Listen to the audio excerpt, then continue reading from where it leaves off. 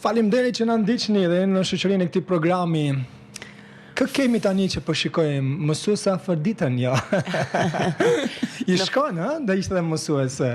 Është e vërtetë që i shkon, po na përshëndet, natyrisht ne ja u kthejmë përshëndetjet Afërditës dhe dy bashkëbiseduesve të cilët i ka.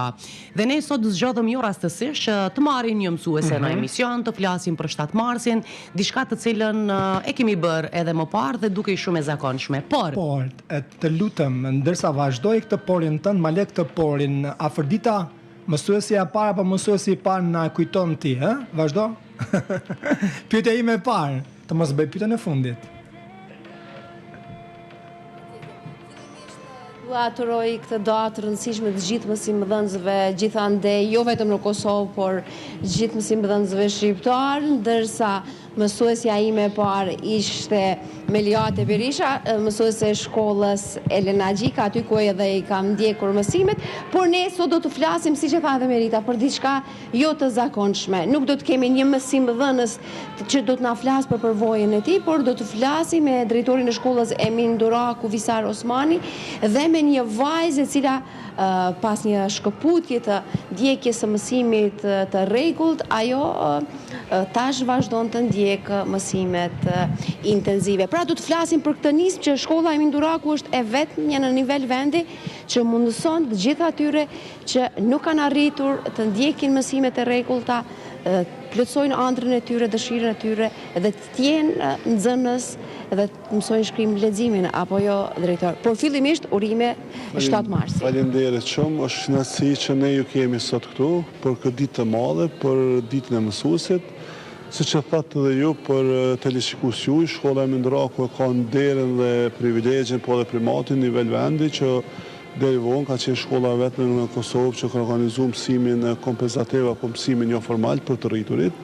Së fundi kemi filluar edhe me programin shkrim lexim bazik, domethënë për kandidatët të cilët s'kanë qenë asnjëherë në shkollë. Dhe janë disa kategori që vijojnë mësimin intensiv, ka nxënës të rrjedhësuar nga zonat e luftës, por kemi nxënës edhe kandidat që kanë qenë në situatë rruge dhe sot janë pjesë institucioneve, nga rruga janë kthyer në shkollë dhe vazhdojnë të shkollohen pa asnjë problem. Edhe sigurisht e thatë që keni privilegjin, por është përgjegjësi e madhe që të organizoni një proces të rregullt mësimor, karshi atyre programeve të tjera që ofroni mësim dhe mundësi për të gjithë të tjerët që nuk janë në hap me kohën, nëse mund ta themi kushtimisht. Po, është padash të elaboroj raste të caktuara, por ka raste jashtëzakonisht të ndihshme që për arsye të ndryshme kandidat nuk kanë mundur ta vijojnë mësimin obligativ apo fillor, prind gjinia femërore fatkeqësisht për shkak të rrethonave të kaluara nuk kanë mundur të jenë vijuese të rregullta apo kanë filluar dhe kanë ndërprer mësimin, por kjo është një mundësi e mirë. Unë është viti 4 që promovoj jashtëzakonisht shumë këtë program mësimit intensiv, sepse që nga pas lufta nuk është promovuar dhe as s'po them nga institucionet, por edhe nga vetë kandidatë dhe vetë nga stafi, por tash është diçka tjetër, na thuaj se çdo javë apo çdo muaj organizojmë një event të tillë sensibilizues që kandidatë të cilët mos hezitojnë që nuk e kanë kryer shkollimin të vinë dhe ta përfundojmë. Ne sot kemi pas planifikuar të organizojmë një konferencë e cila do ta pasqyronte punën 23 vjeçarit të shkollës tonë në lidhje me organizimin e këtij procesi, por për shkak të agjendës komunal e kemi zhvendosur për ditën e hënë dhe aty do dalim me statistika dhe do të tregojmë sa kandidat kanë qenë në nivel vendi, sa kanë qenë meshkuj, sa femra dhe sa prej tyre kanë vazhduar edhe në shkollat mesme dhe kjo neve na bën ka rast përgjithësisht na bën ndihmë krenar sepse është një punë që stafi e bën të jashtëzakonisht madhe ka shi kandidatë të interesuar. A mund ta dim në shpejtësi këtë numër të atyre që kanë ndjekur pra këtë proces mësimor, por ndryshe duhet të ngutemi ta lirojmë drejtorin sepse ka takime të radha, takim pas takimi për të shënuar këtë datë. Ne kemi dikon afër 30 kandidatë. Domethënë që për 18 javë kandidatët përfundojnë një vit shkollor, që i bie nga shtatori, një vit kalendarik i përfundojnë 2 klasë. Numri është jashtëzakonisht i madh. 5 vitet e fundit ka, domethënë, është dyfishu numri kandidatëve për shkak të promovimit që ka vënë këtij programi falas Ministrisë të Arsimit dhe Drejtorisë Komunale të Arsimit. Dhe këta kandidat kanë përkraje apo kanë më shumë pengesa?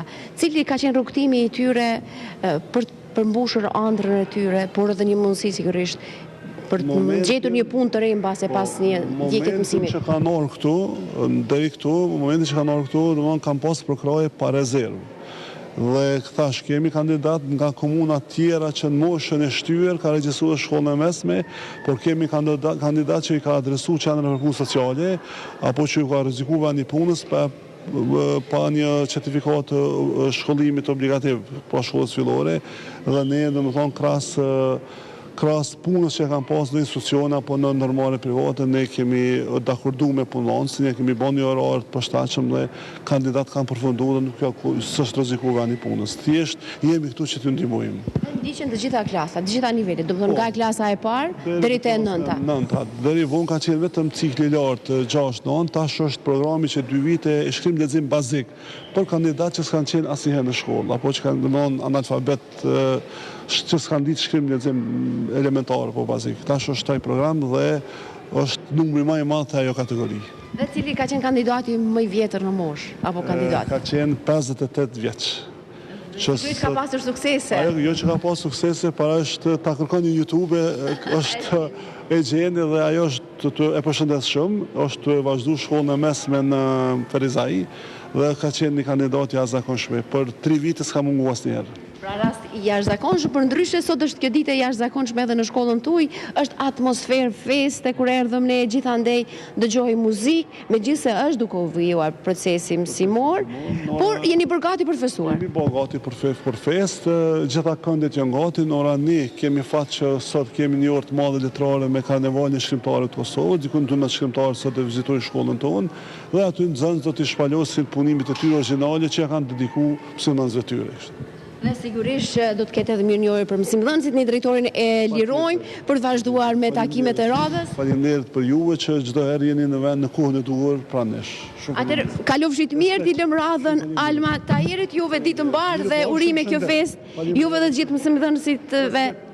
Gjithashtu, mësimdhënësve të shkollës Emin Duraku, ndërsa unë jam shumë e gëzuar që sot kam takuar Alma Tahirin, e cila sigurisht do të na flas për këtë përvojë të re, e cila pati për arsye të ndryshme një shkëputje të procesit të rregull mësimor. Dhe tani jeni duke e ndjekur klasën e 9.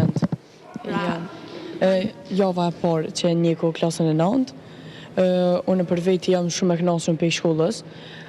Pse kam marrë të kam pas gjithmonë respekt dhe kanë shumë janë sill mirë për mua edhe kështu. Por cilën klasë e ndërpreve mësimin e rregullt? Klasën e 7 e kam ndërprej, tani kam fillu prap. E pati përfunduar klasën e 7 apo ka qenë në mes? E kam ndërprej në gjysmë dhe tani kam fillu në shkollën Emin Duraku, se nuk më pëlqej kjo shkolla mvijimit me mësu tjetër kënë, edhe jam marrë këtë në Emin Durak dhe jam të kalu shumë mirë. Ke hezituar në fillim kur dëshiroje apo kur pati dëshirë e insistove për të ardhur në këtë shkollë, hezitove ndonjëherë thua se si do të më presin apo do të më paragjikojnë apo vendimi yt ishte i prerë për të vazhduar aty ku e ke lënë shkollën? Po, vendimi im ishte i prerë me vazhdu shkollën ku e kam lënë, veç kam menu që kanë u sill ndryshe. S'ki prit që sillen kaq mirë? Nuk e kam prit që janë çka të mirë si stafi i shkollës, si arsimtar, si drejtori, si psikologë, si këtë janë shumë mirë.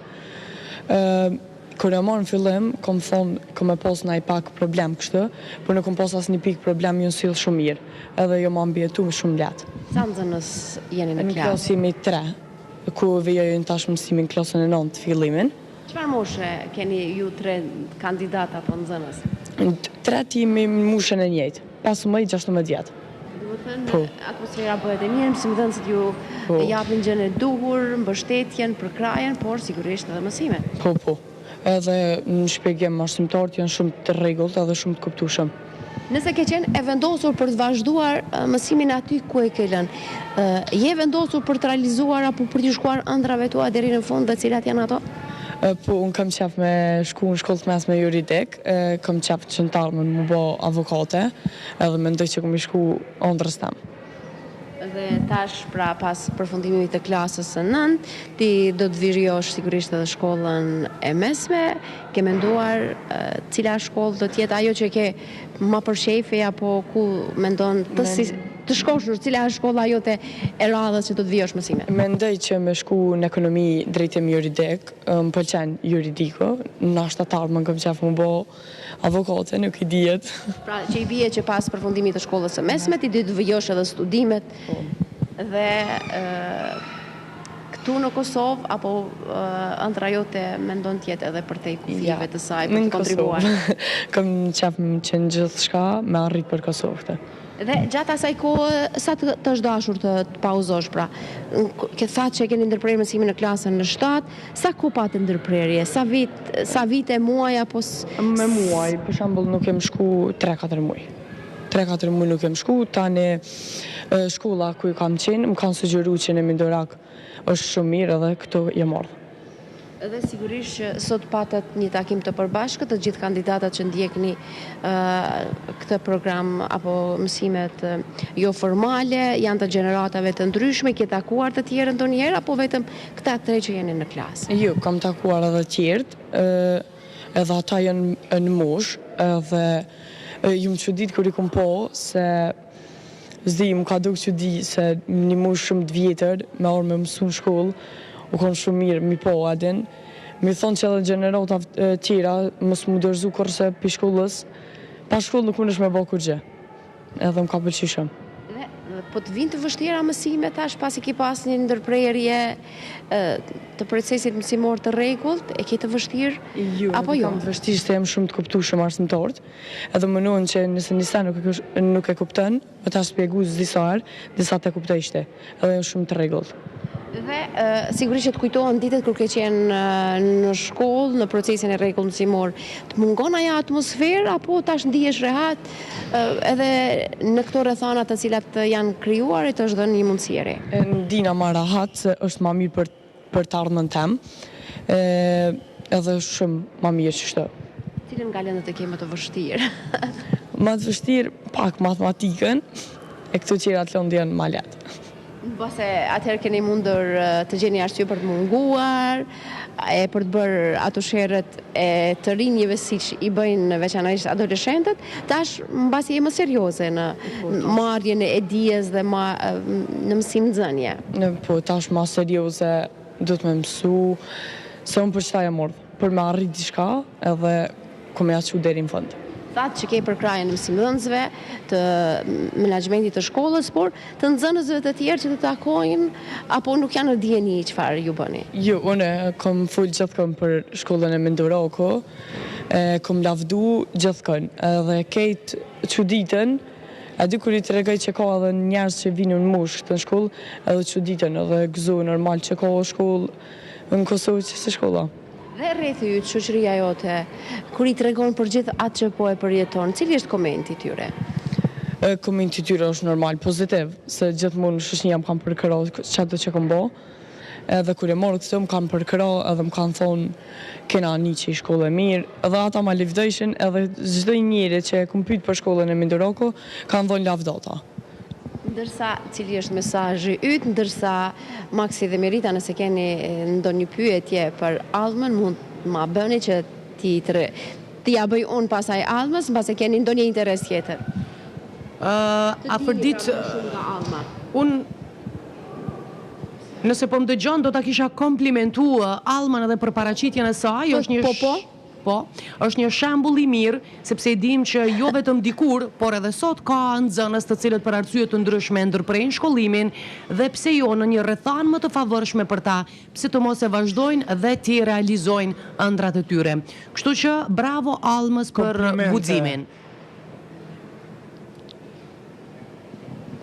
Pra, nga studio, kolegët e mi, por edhe gjithë ekipi realizues i programit për ditën mbar të komplimentojnë dhe të admirojnë për guximin që ke pasur, por edhe për vullnetin, dukjen dhe ëndrat e tua që ke për të realizuar veten, për të mbushur veten tënde dhe për të mos u ndalur pavarësisht pengesave tua që ke pasur gjatë jetës, e tashmë ke gjetur një mundësi të dytë. Shumë faleminderit edhe unë Nina normal krenore, nëse pej shkollës zgjedhna qone me full me një program, e faleminderoj shumë edhe juve.